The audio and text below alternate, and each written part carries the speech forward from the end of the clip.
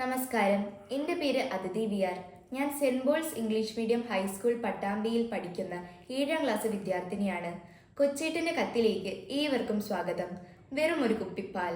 സ്നേഹമുള്ള DCL കുടുംബാംഗങ്ങളെ, ഗ്രാമത്തിലെ ഒട്ടേറെ പേർ സന്ദർശിക്കുന്ന ഒരു കടയായിരുന്നു അയാളുടേത്. പാലും മുട്ടയും ബട്ടറും ഇറച്ചിയും ചീസും ആ കടയിൽ കിട്ടുമായിരുന്നു.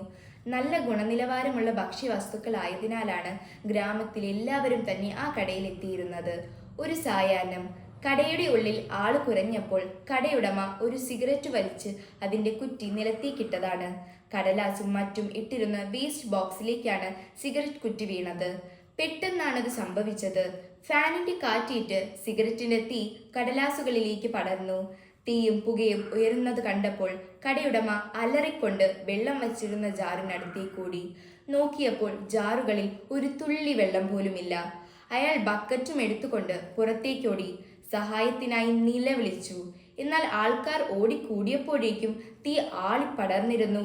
ഫയർഫോഴ്സ് എത്തി തീ കെടുത്തുമ്പോൾ അയാളുടെ കടയിൽ ഒന്നും ബാക്കിയുണ്ടായിരുന്നില്ല.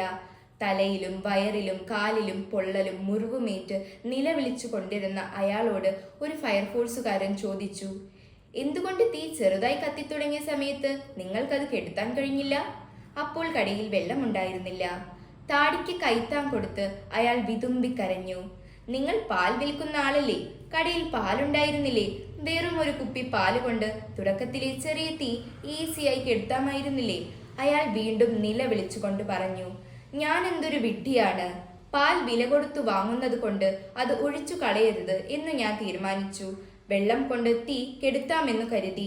ഒരു കുപ്പി പാലിനു വിലയായി എൻ്റെ കടയും ജീവിതവും കൊടുക്കേണ്ടി വന്നല്ലോ. കൂട്ടുകാരെ, നമ്മളിൽ ചിലർ ഇങ്ങനെയാണ്.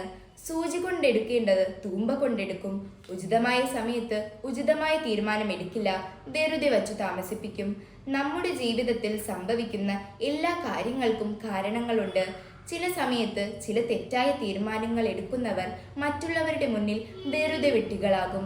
ഏത് തീരുമാനം എടുക്കാനും നമുക്ക് സ്വാതന്ത്ര്യമുണ്ട്. എന്നാൽ എടുക്കുന്ന തീരുമാനങ്ങളുടെ അനന്തരഫലത്തിൽ നിന്ന് ഒഴിഞ്ഞു മാറാൻ നമുക്ക് സ്വാതന്ത്ര്യമില്ല. ഈ കട നമ്മുടെ ജീവിതമാണെന്ന് സങ്കല്പിക്കുക. സിഗരറ്റ് വലി നമ്മുടെ തെറ്റായ ശീലമാണ്, വീഴ്ചകളാണ്. തുടക്കത്തിൽ തീ വളരെ ചെറുതാണ്. ഒരു കുപ്പിപ്പാൽ ധാരാളം മതി തീ കെടുത്താൻ. ഈ ഒരു കുപ്പിപ്പാൽ നമ്മുടെ അഡിക്ഷൻസും ഇഷ്ടങ്ങളുമാണ്.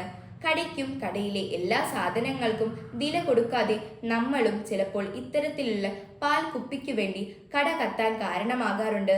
അത് ആന മണ്ടത്തരമാണ്. ഹോ, അപ്പോൾ അങ്ങനെ ചെയ്തില്ലായിരുന്നെങ്കിൽ, അയാളെ കാണാൻ പോയില്ലായിരുന്നെങ്കിൽ, അത് ഞാൻ തിന്നില്ലായിരുന്നെങ്കിൽ, ആ തീരുമാനം എടുത്തില്ലായിരുന്നെങ്കിൽ എന്നെല്ലാം ചിലപ്പോൾ നമ്മൾ ചിന്തിക്കും. സമയം കഴിഞ്ഞുള്ള വീണ്ടുവിചാരം കൊണ്ട് ഒരു കാര്യവുമില്ല.